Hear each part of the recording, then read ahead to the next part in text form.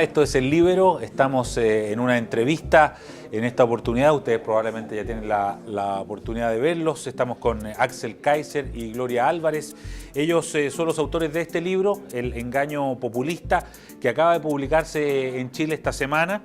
¿Por qué se arruinan nuestros países y cómo rescatarlos? Es el título de este libro que acaban de publicar y que han lanzado ya en otras partes del mundo. Vienen de España, donde les fue muy bien. Y les agradecemos, por lo tanto, que estén con nosotros en El Líbero en esta oportunidad. Y les deseamos, por supuesto, el éxito con el libro. La idea es que podamos conversar un poco sobre el concepto que hay detrás de esto, sobre el populismo, sobre el engaño populista, y por eso tenemos algunas preguntas para ustedes. Muchas gracias de nuevo por estar. Gracias por la invitación. Gracias a ti por la invitación. Bueno, en la portada del libro, mostrémosla de nuevo, el engaño populista, aparecen solamente gobernantes de izquierda. En el interior del libro, la tesis plantea que la anatomía de la mentalidad populista se compone de un odio a la libertad y una idolatría hacia el Estado. La pregunta es, por lo tanto, ¿el populismo sería entonces solamente un fenómeno de izquierda más que de derecha?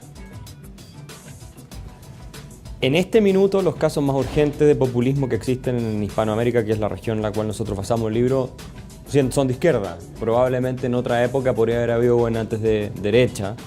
Ahora, una característica del populismo clásico es que es estatista. El populismo clásico es estatista, sea de derecha o sea de izquierda. Uno podría considerar que los movimientos fascistas o nacionalsocialistas fueron de derecha, se les suele calificar de derecha, pero eran completamente estatistas en su filosofía económica y en ese sentido no se distinguen tan radicalmente del socialismo. Y de hecho hay un populista que uno podría decir que es de derecha, muy analizado en el libro, que es Perón. Perón era, ¿no es cierto?, alineado con las ideas fascistas e introdujo todo un sistema corporativista antiliberal en Argentina que hasta el día de hoy genera consecuencias que han sido desastrosas. Pero el caso es que pusimos y analizamos los populistas que son de mayor interés en este minuto. Entonces, por razones de espacio también uno tiene que hacer selección. Y que son, bueno, digamos, Fidel Castro, ¿no es cierto?, está la presidenta Kirchner, Evo Morales, Chávez, Lula, bueno, la presidenta Bachelet también. ¿Cuál es la idea de formar este grupo de personas? ¿Cómo escogen estos personajes?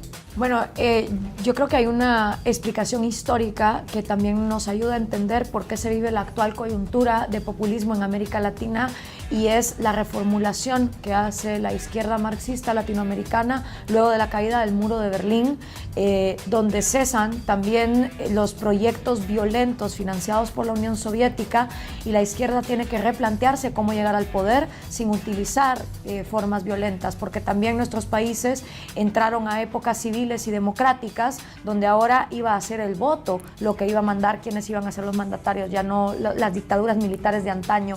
Entonces, la manera piramidal en que ponemos esto es primero para hacer conciencia de que esto es una estrategia regional que está delimitada en el Foro de Sao Paulo, y que el primer paso para adentrar populismo dentro de las campañas políticas electorales latinoamericanas modernas lo hace la izquierda con su planteamiento desde el socialismo del siglo XXI.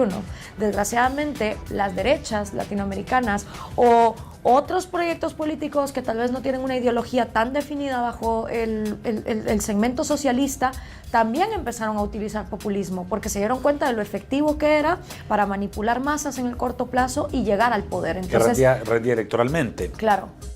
Ahora, ustedes efectivamente hablan del tema del Foro de Sao Paulo como un hito muy importante, una estrategia hegemónica del Foro de Sao Paulo. ¿De qué se trata esto? ¿Hay una cosa que está planeada por alguien? ¿Quién planifica? ¿Quién está detrás del Foro de Sao Paulo? Es por lo que dice Gloria, porque caído el muro de Berlín, la izquierda llega a la conclusión de que no es el camino a la revolución violenta, el camino para construir el socialismo, sino el camino electoral y democrático, es decir, utilizar las instituciones democráticas con el fin de concentrar el poder en un sistema socialista. Es lo que se ha hecho en Venezuela, en Ecuador, en fin, en los distintos países que analizamos. Y lo interesante es que el primer socialista del siglo XXI, según la Marta Harnecker, que es una teórica marxista chilena, de origen alemán chilena, muy cercana a Fidel Castro, que fue asesora de Chávez, según ella fue Salvador Allende y el gobierno de la Unidad Popular, que fueron los primeros en intentar llegar por la vía democrática a la consolidación de un proyecto socialista.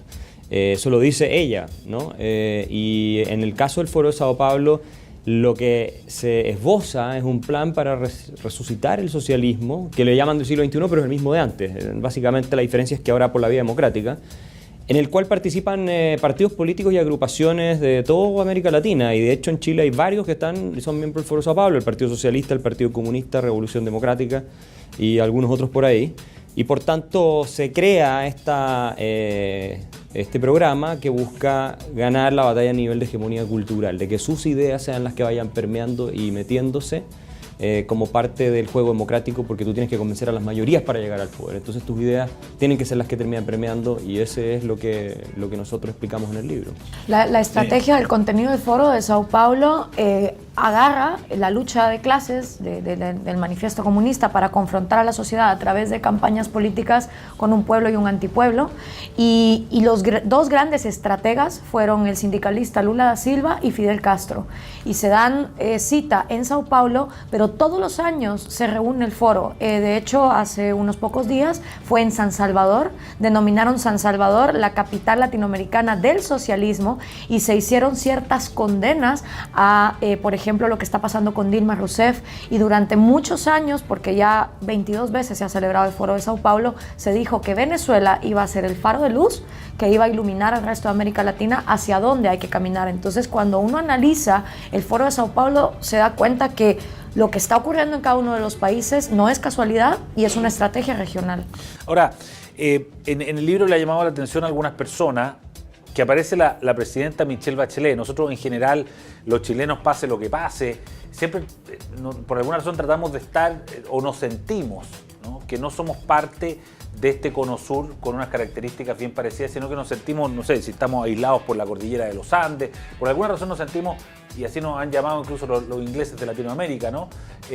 Pero acá ustedes incorporan a la presidenta Bachelet, incluso probablemente si uno hiciera, no sé, una encuesta y dijera a la presidenta Bachelet, ustedes las pondrían en un mismo saco con Chávez, con Evo, con Correa, con Fidel Castro, a lo mejor mucha gente diría que no. Y por eso ha llamado la atención que ella aparezca dentro de esta etapa. ¿Cómo se explica eso? ¿Cómo lo explican ustedes? Pero es que tampoco se puede poner en un mismo saco a Chávez y a Maduro, por ejemplo. Tampoco se puede poner en un mismo saco a Fidel Castro y Evo Morales. O sea, la portada lo que simboliza son presidentes que han llevado adelante programas en diversos grados populistas e ideológicos. En el caso de la presidenta Bachelet y el gobierno de la nueva mayoría, ellos entran al país con un programa refundacional en un país en el cual las cosas estaban andando mejor que nunca en su historia y mejor que en el resto de América Latina. No había una crisis profunda como para decir hay que refundar el orden institucional y económico. Y eso es claramente populista. Además, con una retórica de los apoderosos de siempre, como el famoso video que lanzó el gobierno, que eran los abusadores versus el resto, que es típicamente populista, esto que los pocos oligarcas ricos están explotando y abusando todo el resto, y que la reforma tributaria se suponía que lo iba a afectar solo a ellos, y eran todas cosas demagógicas, ¿no es cierto?, que nos pusieron en el camino del populismo latinoamericano, no al nivel que está ahí, porque ahí empezó mucho antes en estos países.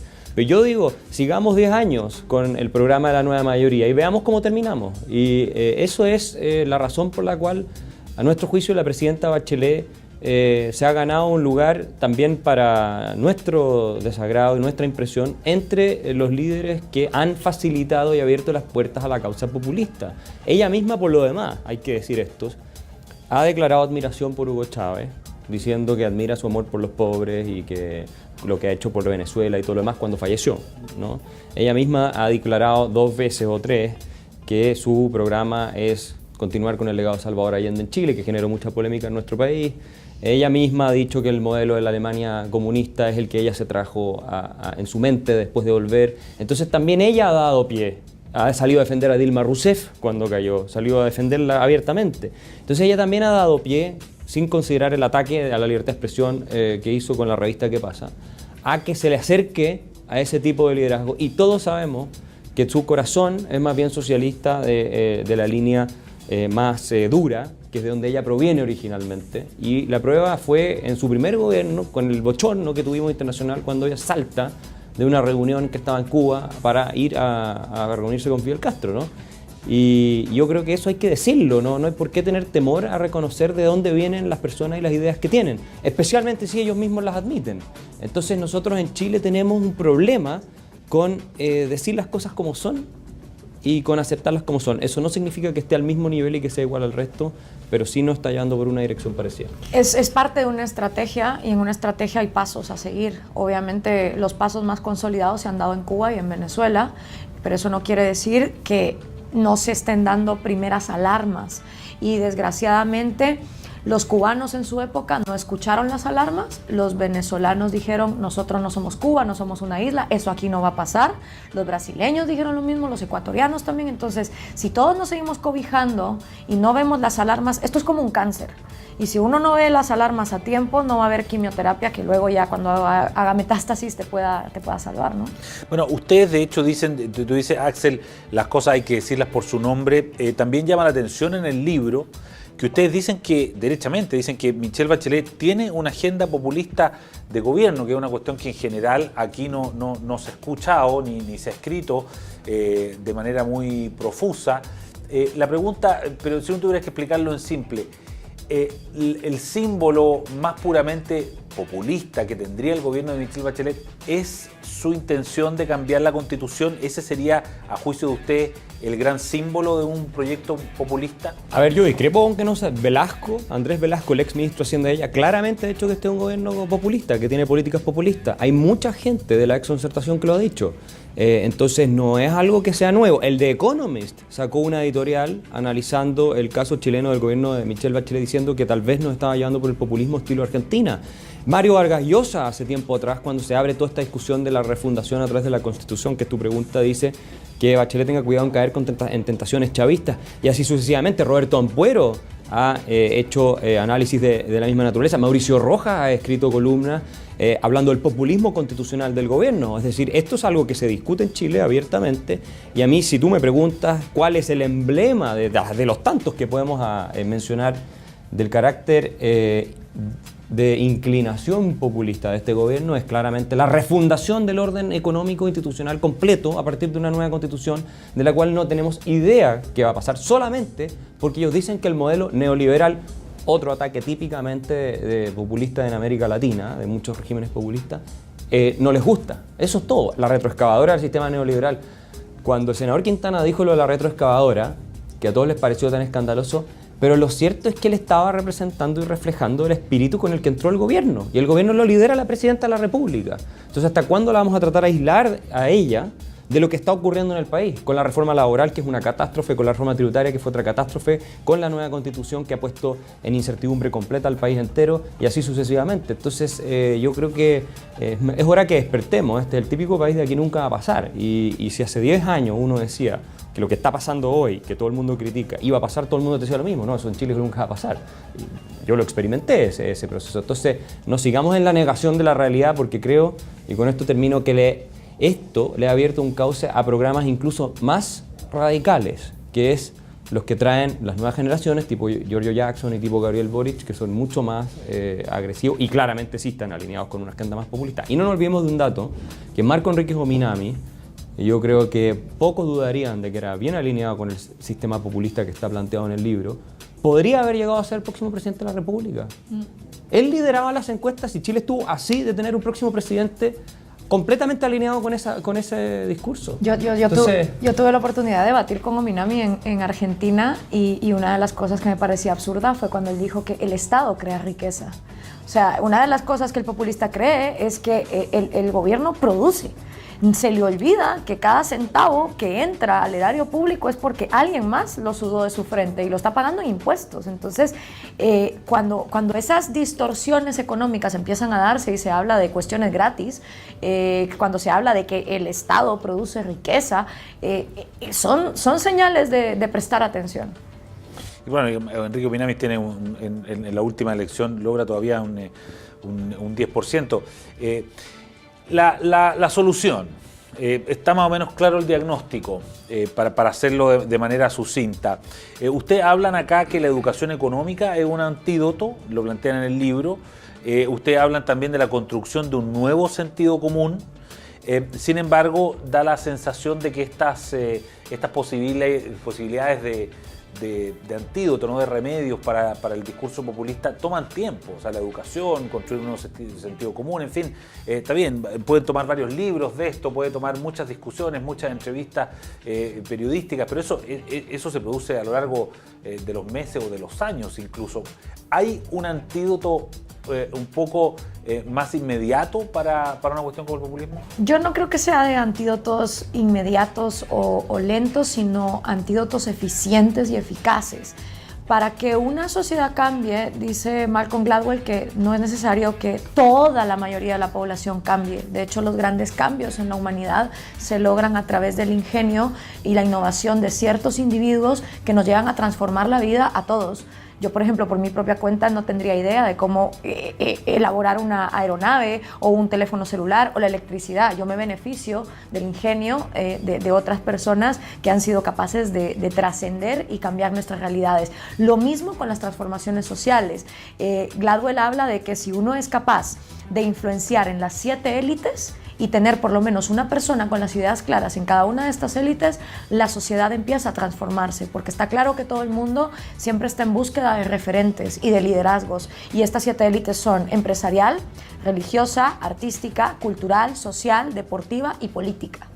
Con lo cual, si tienes por lo menos un elemento que esté dispuesto a defender las ideas claras en cada una de estas élites, dispuesto a hacer ese trabajo desde la sociedad civil, el cambio puede ser más eficiente y efectivo. Ahora, no nos olvidemos que tomar una decisión toma un segundo. O sea, yo en el momento en que tomo una decisión de si me voy por esta calle o por la otra, me toma un segundo. O qué me pongo en la mañana, me puedo tardar 3 horas en decidirlo, pero en el momento que lo decido ya está. El problema es que se nos puede ir la vida entera sin tomar las decisiones correctas, y las herramientas están ahí, porque lo que se nos olvida muchas veces es que somos la sociedad más privilegiada que ha existido en los 10.000 años que llevamos como especie humana. Hoy por hoy la mayoría de nosotros contamos con toda la información en la palma de nuestra mano. Ya no tenemos que conformarnos con sindicatos de educación ineficientes en América Latina o con una educación pública que solo nos adoctrina. Ya tenemos la responsabilidad y la posibilidad de poner nuestra educación en nuestras manos e ir a la velocidad que nosotros mismos nos queramos imponer, y entender que lo que funciona en casa funciona para el país. Si en casa papá y mamá no gastan más de lo que ingresa y hay prioridades en el presupuesto y en el gasto público, de la misma manera funciona un país. Claro, el tema de la educación económica es algo que habla Bryan Caplan en este libro, El mito del votante racional, donde dice que los votantes no votan no son racionales, votan por razones emocionales, muchas veces por sentirse bien, por los proyectos y programas y gente que los hace sentir bien. Entonces, cuando llega un candidato y dice, no, es que nosotros nos vamos a preocupar de los pobres y todo, e incluso gente que no es necesariamente de escasos recursos, sino acomodada, se siente bien en su conciencia, va y vota, ¿no? Ahora, él dice que la educación económica a nivel de masa, y pone a Bastiat como ejemplo, que era muy didáctico en sus explicaciones económicas, es fundamental para que la gente no le, como decimos en Chile, no le vendan la pomada, en el sentido de, mira, aquí te vamos a dar todas estas cosas gratis y de algún lado la plata va a salir. La gente ni siquiera se cuestiona eso. Entonces, que entienda principios básicos, no es que sean expertos. Y en eso nosotros estamos en deuda de manera gigantesca, no solo en Chile, en varias partes del mundo, porque las personas, ni siquiera las educadas, entienden principios elementales de economía. Y eso obviamente abre las puertas a que llegue un programa de gobierno, como con esta reforma tributaria, que yo estuve en discusiones con Francisco Vidal en la televisión, antes de que aprobaran la reforma, diciéndole que esto iba a dañar dramáticamente la inversión en Chile, y él me decía que los únicos que iban a pagar el costo de la reforma, que eran 8.000 y tantos millones de dólares, iban a ser los Mate, los Luxich y los no sé cuánto. Eso está grabado, se puede ver. Y eso no es serio, eso es demagógico. No se puede decir algo así. Te fijas, eran 3 puntos del producto. ¿Cómo van a ser ellos solamente los que lo pagan? Entonces, cuando la gente está inoculada en contra de ese tipo de discurso tan facilista, yo creo que es menos probable que los populistas lleguen al gobierno. Ahora, sigue siendo un problema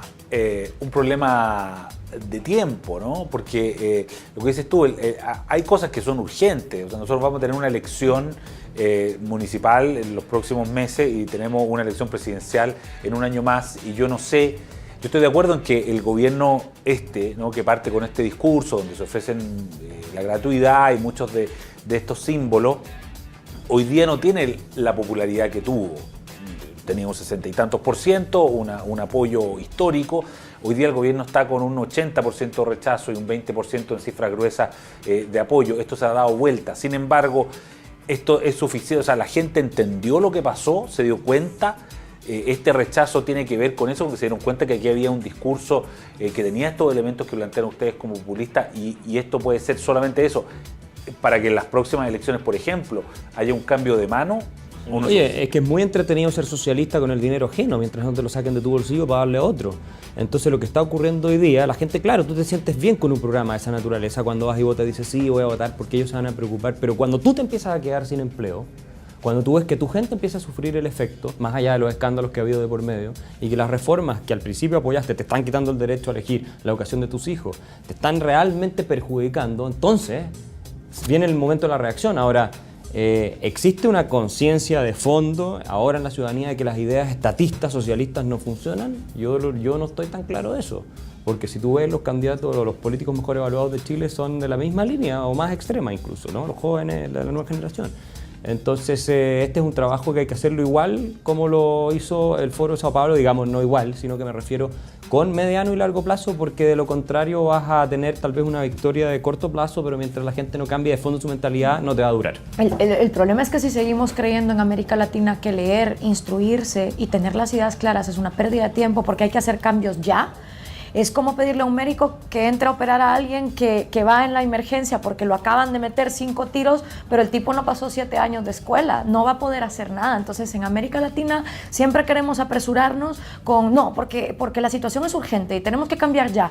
Pero como no nos tomamos el tiempo de estudiar, de formar nuestro intelecto, de defender las ideas correctas, igual y los países se estancan décadas en proyectos nefastos. Y el peor caso de y a mí el que más tristeza e indignación me da es Venezuela. A mí me parte el alma ver a Lilian Tintori pidiendo a gritos que por favor saquen a Leopoldo López de la cárcel, pero que cuando le preguntan qué ideología tiene ella y Leopoldo, ella contesta, no, pertenece a la Internacional Socialista y el Partido Socialista.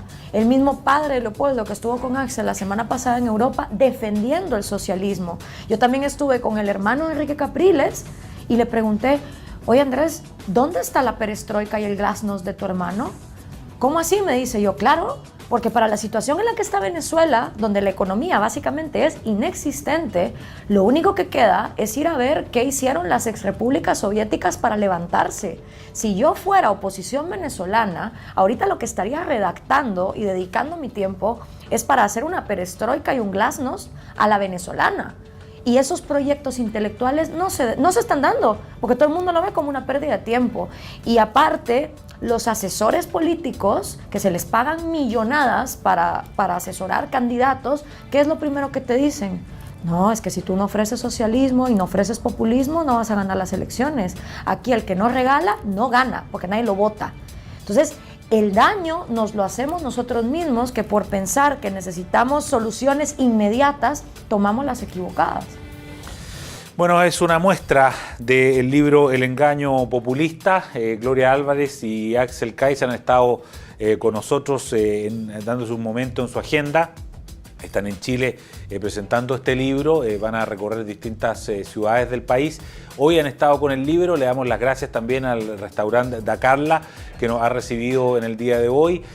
Así es que muchas gracias Gloria, muchas gracias Axel, y estaremos probablemente en una próxima oportunidad. Gracias, muchas gracias. Muchas gracias.